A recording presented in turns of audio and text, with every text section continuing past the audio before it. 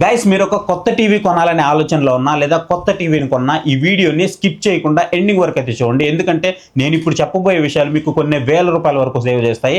అంతేకాదు మీ టీవీ లైఫ్ని కూడా పెంచుతాయి అనమాట. చాలామంది టీవీని కొనేసి వాడేస్తూ ఉంటారు, వాళ్ళకి నచ్చిన కంటెంట్ చూసేసి వాడేస్తూ ఉంటారు అనమాట. కానీ కొన్నప్పుడు బాగానే ఉంటుంది, కొన్ని రోజుల వరకు బాగానే ఉంటుంది. కానీ ఆ తర్వాత మీకు dead pixels, panel issues, back lighting problems, heating, software bugs, warranty issues ఇవన్నీ కూడా వస్తూ ఉంటాయి అనమాట.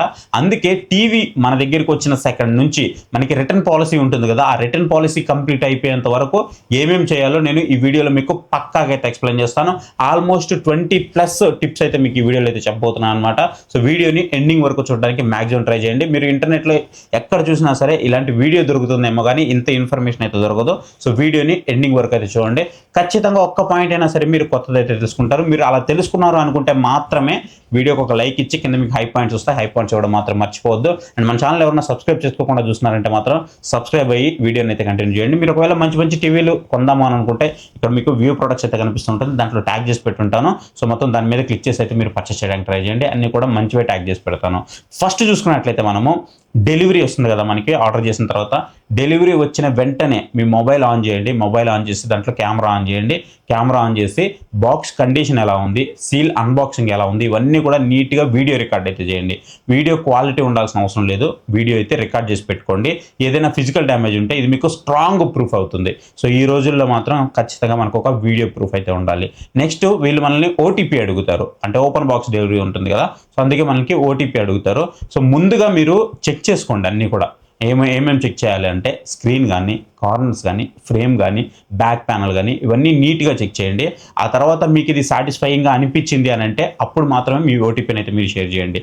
నెక్స్ట్ మీకు ఇన్వాయిస్, సీరియల్ నెంబర్స్ ఉంటాయి కదా, ఇవి రెండు కూడా మ్యాచ్ అవుతున్నాయా లేదా అనేది ఖచ్చితంగా చెక్ చేయండి. చాలామంది చెక్ చేయరు, బట్ చెక్ చేయండి.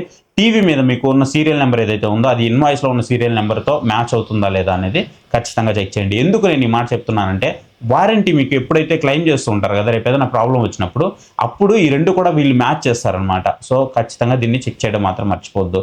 నెక్స్ట్ ఇంకొకటి, మ్యానుఫ్యాక్చరింగ్ డేట్ చెక్ చేయండి. ఎందుకు చెప్తున్నానంటే కొన్ని టీవీలు 8 నెలలు, 10 నెలలు అలాగే వేరే హౌస్లో అలాగే ఉండిపోతాయి. చెప్పాలంటే 1 సంవత్సరం కూడా అలాగే వేరే హౌస్లో ఉండిపోతాయి అనమాట. సాధ్యమైనంత వరకు రీసెంట్ మ్యానుఫ్యాక్చర్ ఉంటాయి, ఒక 2 months 3 months బ్యాక్ మ్యానుఫ్యాక్చర్ ఉంటాయి. ఆ యూనిట్లు తీసుకోవడానికి ట్రై చేయండి.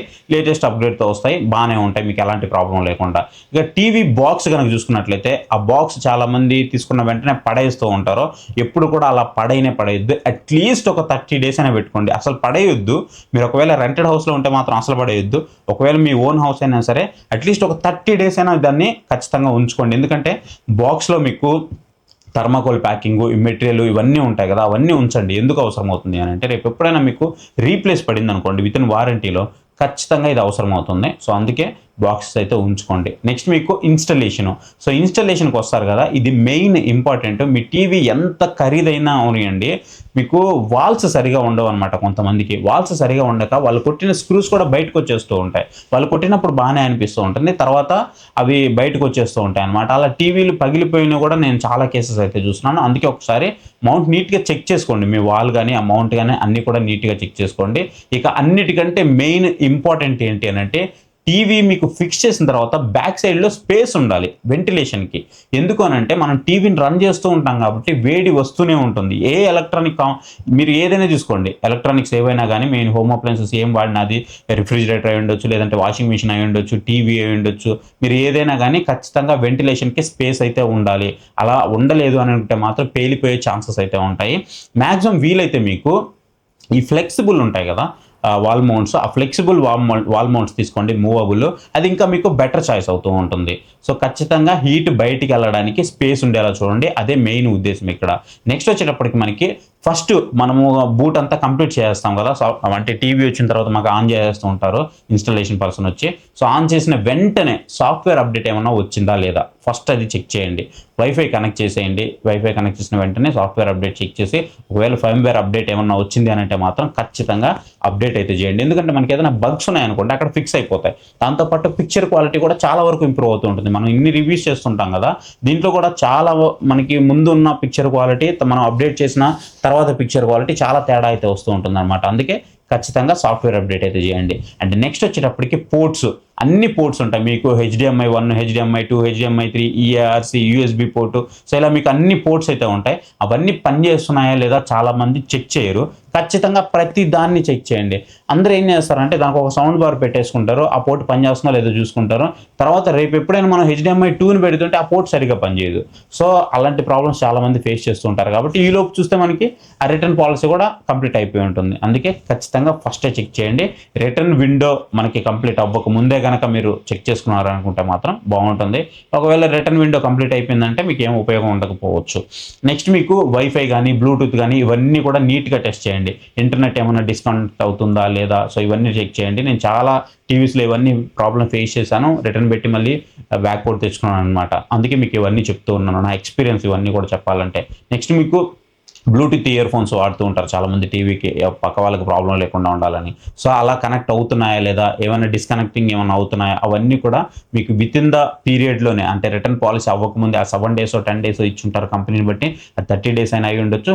ఆ డేస్లోనే మీరు ఖచ్చితంగా ఇవన్నీ కూడా చెక్ చేయండి. నెక్స్ట్ వచ్చేటప్పటికి రిమోట్. సో రిమోట్లో మీకు బటన్స్ అన్నీ ఉంటాయి, చాలామంది చెక్ చేయరు. వాల్యూము, నావిగేషన్, అలాగే మీకు వాయిస్ కంట్రోల్స్ కానీ, నెట్ఫ్లిక్స్ అని ఇట్లా మీకు చాలా బటన్స్ అయితే ఉంటాయి. ఆ బటన్స్ అన్నీ కూడా చెక్ చేయండి, మ్యూట్ బటన్తో సహా ప్రతి ఒక్కదాన్ని అన్నీ ఒకసారి చెక్ చేయండి.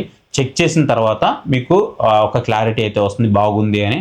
సో ఎప్పుడు బాగుందో అప్పుడు మీరు లైట్ తీసుకోండి. ఇక నెక్స్ట్ మీకు పిక్చర్ మోడ్స్ మనకి టీవీ వస్తుంది కదా, టీవీ వచ్చిన తర్వాత చాలా వాటిలో మనకి డైనమిక్లో కానీ అట్లా ఉంటూ ఉంటుంది. సో మీకు మంచి ఎక్స్పీరియన్స్ కావాలి అనుకుంటే మాత్రం ఖచ్చితంగా ఆ మోడ్స్ అన్ని చేంజ్ చేసుకోండి.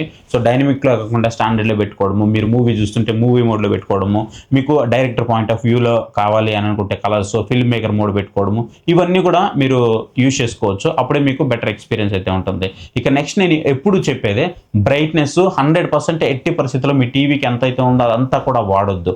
60 to 70% సేఫ్ పాయింట్, లేదు 80% వరకు వెళ్ళారంటే ఓకే.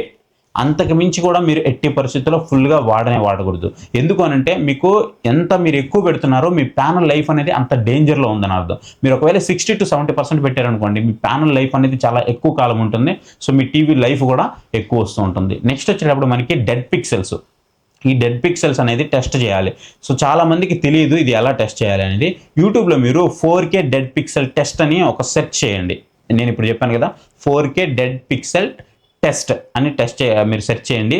సెర్చ్ చేసిన తర్వాత మీకు red, green, blue, white screen ఇవన్నీ రన్ అవుతూ ఉంటాయి అన్నమాట ఈ స్క్రీన్లో.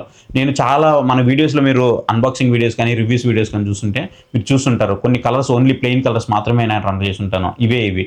సో ఇది మీకు డెడ్ పిక్సెల్స్ ఏమన్నా ఉంటే ఈజీగా మీరు ఐడెంటిఫై చేయొచ్చు అనమాట. నెక్స్ట్ వచ్చేటప్పటికి డర్టీ స్క్రీన్ ఎఫెక్ట్ అయితే ఉంటుంది, దీన్ని కూడా మీరు టెస్ట్ చేయాలి. చాలా మంది యూట్యూబర్స్ దీని గురించి అయితే చెప్పరు, ఖచ్చితంగా దీన్ని కూడా మీరు టెస్ట్ చేయాలి. ఎందుకు అనంటే దీంట్లో ఏమవుతుందంటే మీకు బ్యాక్లో గ్రే బ్యాక్గ్రౌండ్ అయితే వచ్చేస్తూ ఉంటుంది అనమాట. సో ఆ గ్రే బ్యాక్గ్రౌండ్ మీద రన్ చేస్తున్నప్పుడు మనము అనీవెన్గా మనకి ఏమైనా షేడ్స్ ఉన్నా, వర్టికల్స్లో లైన్స్ ఉన్నా, ఇవన్నీ కూడా మనకి నీట్గా కనిపిస్తూ ఉంటుంది అనమాట. మెయిన్ ఇది ఎవరికి ఉపయోగపడుతుంది అంటే ఎవరైనా స్పోర్ట్స్ లవర్స్ ఉంటారు, అంటే స్పోర్ట్స్ ఎక్కువ చూస్తూ ఉంటారు, గేమింగ్స్ ఎక్కువ ఆడుతుంటారు, వాళ్ళకి బాగా ఉపయోగపడుతూ ఉంటుంది. ఖచ్చితంగా దీన్ని కూడా టెస్ట్ చేయండి. నెక్స్ట్ ఇంకొక టెస్ట్ ఏంటి అని అంటే మనకి బ్యాక్ లైటింగ్ బ్లీడింగ్ టెస్ట్ అనమాట. ఇది కూడా మీరు టెస్ట్ చేయొచ్చు. సో డార్క్ రూమ్ చేసేయండి, ఫస్ట్ రూమ్ మొత్తాన్ని డార్క్ రూమ్ చేస్తే బ్లాక్ స్క్రీన్, యూట్యూబ్లో మీకు బ్లాక్ స్క్రీన్ వీడియోస్ ఉంటాయి, అవి ప్లే చేయండి. మీకు కార్నర్స్లో కానీ ఎక్సెస్ లైట్ ఏమన్నా లీక్ అవుతుందా లేదా అనేది ఒకసారి చెక్ చేయండి. ఈ మధ్య రీసెంట్గా LG నానోలో కూడా నాకు ఒక సబ్స్క్రైబర్ అయితే చెప్పారనమాట, చాలా ఎక్కువగా ఉండింది. సో నేను రిటర్న్ చేయించేసాను వెంటనే. సో ఇట్లా దీన్ని ఖచ్చితంగా చెక్ చేయండి. నెక్స్ట్ మీకు మోషన్ స్మూతింగ్ అని ఉంటుంది, దాన్ని అయితే ఆఫ్ చేయండి. MEMC, motion flow, auto motion plus ఇవన్నీ కూడా ఆఫ్ చేసి మీరు మూవీ చూడండి. సోప్ ఓపెరా ఎఫెక్ట్ అని అయితే ఉంటుంది, అది మీకు తగ్గిపోతూ ఉంటుంది అనమాట. ఏంటి ఈ సోప్ ఓపెరా ఎఫెక్ట్ అంటే మనం ప్రీవియస్ వీడియోస్ చూస్తే మీకు క్లియర్గా అర్థమవుతుంది. ఇవన్నీ కూడా నేను ఎక్స్ప్లెయిన్ చేస్తున్నాను.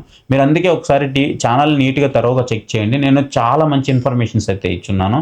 సో ఒకసారి చెక్ చేస్తే మీకు అర్థమవుతుంది.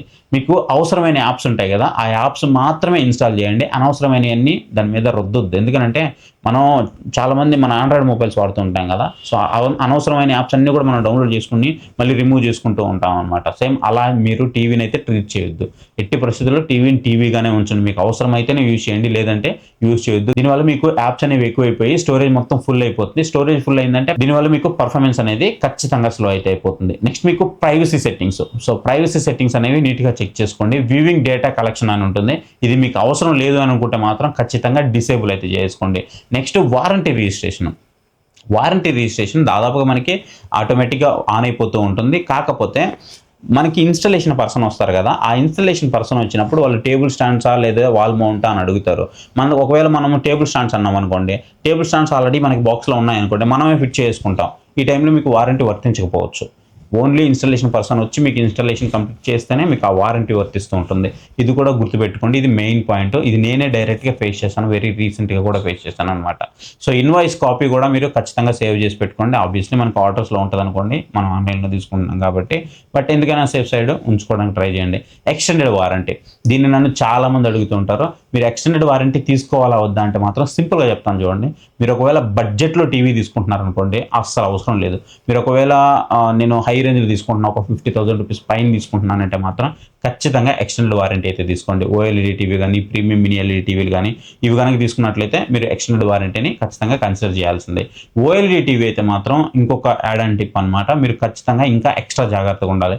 మీరు టీవీ తీసుకున్న ఫస్ట్ 100 అవర్స్ ఉంటాయి కదా, సో వాటిలో బ్రైట్నెస్ ఎట్టి పరిస్థితుల్లో మ్యాక్సిమంలో పెట్టి రన్ చేయొద్దు. ఎందుకంటే దీంట్లో మీకు కొంచెం బ్లీడింగ్ ఇష్యూ వచ్చే అవకాశం ఉంటుంది, కొత్త టీవీ కాబట్టి. అండ్ ఇంకొకటి చాలామంది చెప్తున్నాను చూడండి, స్టాటిక్స్ లోగోస్ ఉంటాయి, అంటే ఎక్కువసేపు ఆ స్క్రీన్ మీద అవే ప్లే చేస్తూ ఉంటారనమాట. అలాంటివి ఎట్టి పరిస్థితుల్లో చేయొద్దు.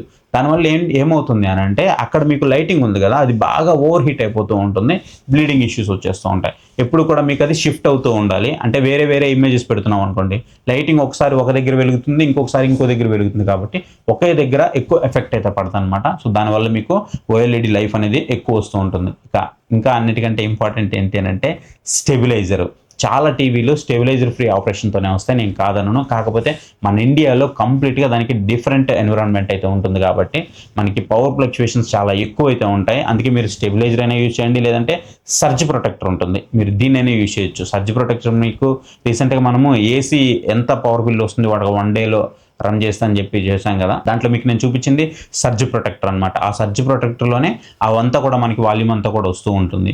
సో మీరు దీన్ని కూడా యూజ్ చేసుకోవచ్చు. ఇక నెక్స్ట్ ఫైనల్ టిప్ వచ్చేటప్పటికి, రిటర్న్ విండో కంప్లీట్ అయిపోతుంది కదా, మనకి నియర్ బై వచ్చేస్తుంది అనుకోండి, అంటే రేపు ఎల్లుండో కంప్లీట్ అయిపోతుంది అని అనుకోండి.